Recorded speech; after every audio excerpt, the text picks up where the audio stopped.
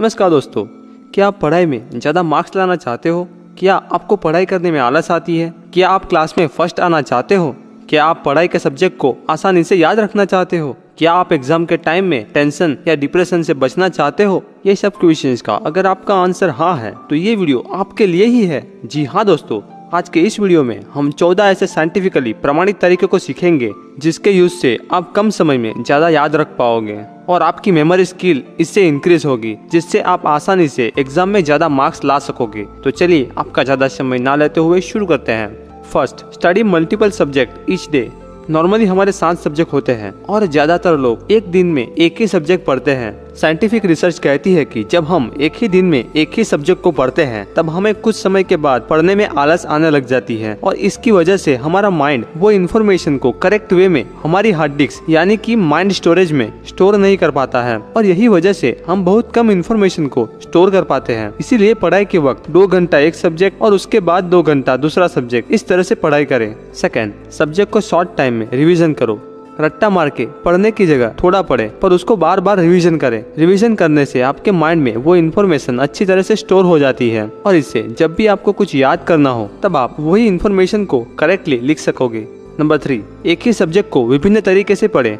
Scientific research कहती है कि जब हम एक ही इन्फॉर्मेशन को डिफरेंट वे से हमारे माइंड को बताया जाए तब वो इन्फॉर्मेशन को विजुअली हमारा माइंड ज्यादा समय तक याद रख सकता है। इसीलिए डिफरेंट वे से याद रखने की कोशिश करें, जैसे कि टेक्स्ट बुक को रीड करें, ट्यूशन की बुक को रीड करें। जो आपको आता है वो नॉलेज को दूसरों को भी सिखाए, क्योंकि कहा जाता है कि दूसरों को सिखाने से या नॉलेज को शेयर करने से आपका ज्ञान बढ़ता है ना कि घटता है। तो शेयर करें। वो सब्जेक्ट की ऑनलाइन वीडियो देखें। दोस्तों, इस तरह से विभिन्न तरीके से अभ्यास करें। नंबर 4, मल्टीटास्क वर्क कभी भी ना करें। साइंटिफिक रिसर्च कहती है कि जब भी आप एक ही टाइम में डिफरेंट टास्क एक साथ करते हो तो उससे आपका डिस्ट्रैक्शन बढ़ जाता है और आपकी प्रोडक्टिविटी घट जाती है। और रिसर्च कहती है कि जो मल्टीटास्क करते हैं वो लोग एवरेज पर्सन बनकर ही रह जाते हैं। इसीलिए मल्टीटास्क ना करें। जो स्कॉलर स्टूडेंट होते हैं वो एक ही टाइम पे एक ही चीज पर फोकस करते हैं। इसीलिए पढ़ाई करते समय मोबाइल में मैसेज देखना या मैसेज का रिप्लाई देना या टीवी देखते पढ़ाई करना, ऐसा कभी भी ना करें। फोकस बढ़ाने के लिए कुछ सजेशंस आपको देता हूँ जिससे आप पढ़ाई में अच्छी तरह से फोकस रख पाएंगे। जितना टाइम आप अभ्यास करते हो इतने टाइम के लिए पढ़ाई की जगह से मोबाइल को दूर रखें। नंबर 5, जानकारी को सरल, संक्षेप और संक्षिप्त करें। आपके अभ्यास क्रम के अनुसार आपके हर एक सब्जेक्ट के कुछ खास प्रश्नों को नोट कर लीजिए और इस सब क्वेश्चंस और उसके आंसर के साथ एक दूसरी नोटबुक्स बनाइए। पर याद रहे, वो नोटबुक में पूरा आंसर नहीं लिखना है, पर वो नोटबुक्स में सिर्फ और सिर्फ वो क्वेश्चंस के आंसर के जो पॉइंट्स है उसको ही लिखना है। और ऐसा करके हर एक सब्जेक्ट के डिफरेंट नोटबुक्स तैयार कर दे। ऐसा करने से आपको ये बेनिफिट है कि इससे आपके सब्जेक्ट के सारे क्वेश्चंस और उसके आंसर आपके पास एक साथ रहेंगे और हर वीक में एक बार ये सभी सब्जेक्ट की नोटबुक्स को पढ़ते रहना है। Number 6, use chain and linking method. आपने जो भी क्वेश्चंस के आंसर की शॉर्ट नोट्स या पॉइंट्स लिखे हैं वो सब पॉइंट्स को एक के बाद एक हर पॉइंट की स्टोरी बनाकर एक साथ जोड़ दें और वो स्टोरी को मेमोराइज कर ले। और अब आपको जो भी क्वेश्चंस को याद करना होगा तब आपको वो क्वेश्चंस की सिर्फ ये स्टोरी के स्टार्टिंग को याद रखना होगा। और जैसे ही हम एग्जाम में ये स्टार्टिंग स्टोरी के पॉइंट को याद करेंगे तब हमें वो पूरी स्टोरी भी याद आ जाएगी, जिससे हमें वो क्वेश्चंस के सारे पॉइंट्स भी तुरंत स्टोरी के माध्यम से पता चल जाएगा और हम आसानी से हमारे आंसर एग्जाम में लिख पाएंगे। सो ये पावरफुल मेथड का यूज करें। ये मेथड के बारे में how to memorise anything very fast video में मैंने डिटेल में एक्सप्लेन किया है। ये वीडियो को आप एक बार अवश्य देखें और ये चेन एंड लिंकिंग मेथड को सीख लीजिए। इससे आपकी मेमोरी स्किल और भी पावरफुल हो जाएगी। नंबर 7, एग्जाम के लिए आपको जो भी डर और चिंताएं हैं उसे लिखें। दोस्तों, क्या आप एग्जाम को लेकर चिंतित है? अगर हाँ तो आपको एग्जाम के बारे में जो भी डर है उसको एक कागज पे लिख दीजिए, क्योंकि कई बार ये डर की वजह से ही हमें सब कुछ आता है फिर भी हम एंड टाइम पे पढ़ा हुआ सब कुछ भूल जाते हैं। इसीलिए अगर आप पहले से ही अपने डर के बारे में लिख दोगे तो आपका फोकस यहाँ से हट जाएगा और आप पढ़ाई में मन लगाकर पढ़ सकोगे। नंबर 8, क्लास में आगे की बेंच पे बैठो।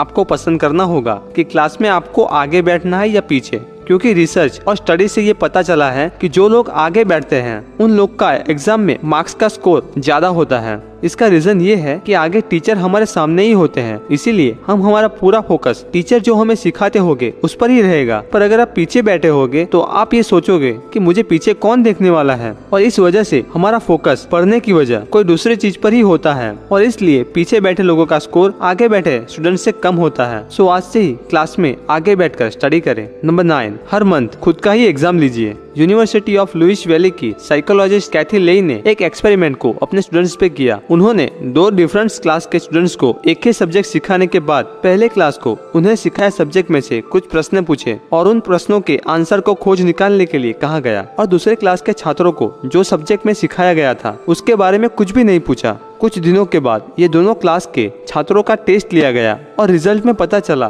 कि जिन क्लास में प्रश्नों के आंसर को खोज निकालने के लिए कहा गया था उनका परफॉर्मेंस टेस्ट में अच्छा आया, और जिनको प्रश्नों के आंसर खोज निकालने के लिए नहीं कहा गया था उनका परफॉर्मेंस एवरेज ही रहा था। सो ये रिसर्च से ये पता चला कि हमारे माइंड का टेस्ट लेते रहना चाहिए। सो याद रखें कि सिर्फ पढ़ते ही रहने से अच्छे मार्क्स नहीं आएंगे, पर आपको स्मार्ट वर्क करना पड़ेगा। जैसे कि खुद को ही हर मंथ खत्म होते ही लास्ट के 2-3 दिन में जो भी पूरे मंथ में आपने पढ़ा होगा उसके इम्पोर्टेंट क्वेश्चंस निकाल के खुद को ही प्रश्न पूछने हैं और वो आंसर को याद करके उसको लिखने की कोशिश करनी है। नंबर 10, थोड़े समय के बाद ब्रेक ले। साइंटिफिक रिसर्च कहती है कि लगातार 4 से 5 घंटे पढ़ने की वजह जब आप कुछ मिनटों का ब्रेक लेके अभ्यास करते हैं तो आप ज्यादा इन्फॉर्मेशन को मेमोराइज कर सकते हैं। इसका रीजन ये है कि जब आप कुछ मिनटों का ब्रेक लेते हैं तब हमारा माइंड और बॉडी पूरी तरह से रिलैक्स हो जाते हैं और वापस फ्रेशनेस के साथ आप बहुत अच्छी तरह से पढ़ाई कर पाएंगे। मैं रेकमेंडेड करता हूँ कि 50 मिनट्स का टाइमर सेट कीजिए और 10 मिनट्स का ब्रेक लीजिए। ब्रेक के बाद वापस पढ़ाई करने लग जाए। इस तरह से ही पढ़ाई करें। दोस्तों, यही सही मेथड पढ़ाई करने की है जिससे आपको बहुत अच्छे रिजल्ट मिल सकते हैं।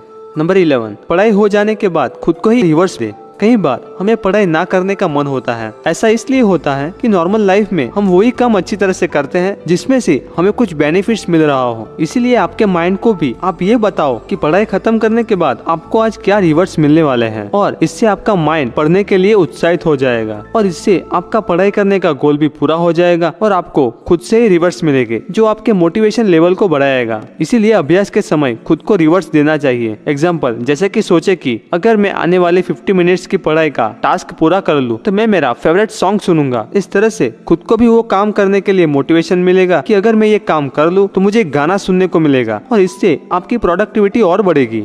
नंबर 12, पूरे दिन में 7 से 8 कप पानी पीजिए।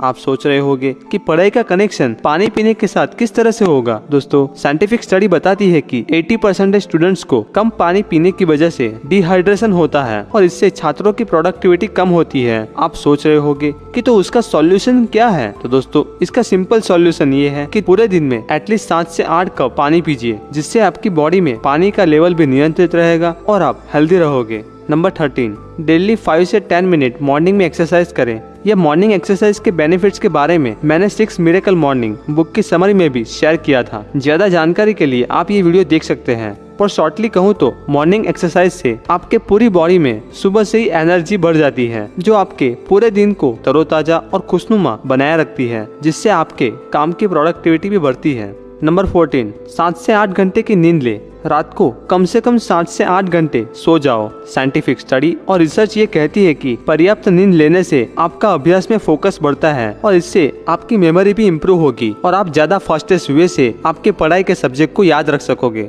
दोस्तों, मैं मानता हूँ कि ये बताए गए 14 साइंटिफिक तरीके से पढ़ाई करोगे और ये बात को याद रखोगे तो आप भी एग्जाम में अच्छे मार्क्स प्राप्त कर लोगे। सो आज से ही ये साइंटिफिक तरीके से पढ़ाई करना स्टार्ट कर दें। दोस्तों, ये वीडियो पसंद आई हो तो लाइक अवश्य कीजिए। जितनी लाइक होगी मैं मानूंगा कि इतने लोगों को मेरी ये वीडियो में से कुछ न कुछ सीखने को मिला है। और दोस्तों, आपकी लाइक मुझे हर बार नई वीडियो बनाने के लिए मोटिवेट करती है, इसीलिए लाइक करना मत भूले। आशा करता हूँ कि आप दिल खोल के लाइक करोगे। सो अभी ही लाइक कर दीजिए। अपने फ्रेंड्स और परिवार के साथ भी ये वीडियो को जरूर शेयर करें। आपके मन में कोई भी क्वेश्चंस हो तो आप मुझे कमेंट बॉक्स में पूछ सकते हो। दोस्तों, मैं आपके साथ और भी इस तरह की वीडियो लाता रहूंगा। अगर आप मेरी वीडियो को मिस करना नहीं चाहते हो तो मेरी चैनल डिजायर हिंदी को भी सब्सक्राइब कर दीजिए। Thank you for watching. I will see you next week.